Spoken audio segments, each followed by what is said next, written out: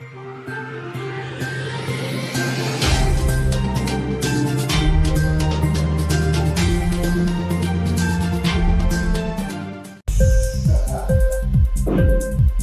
TV prime time news కి స్వాగతం.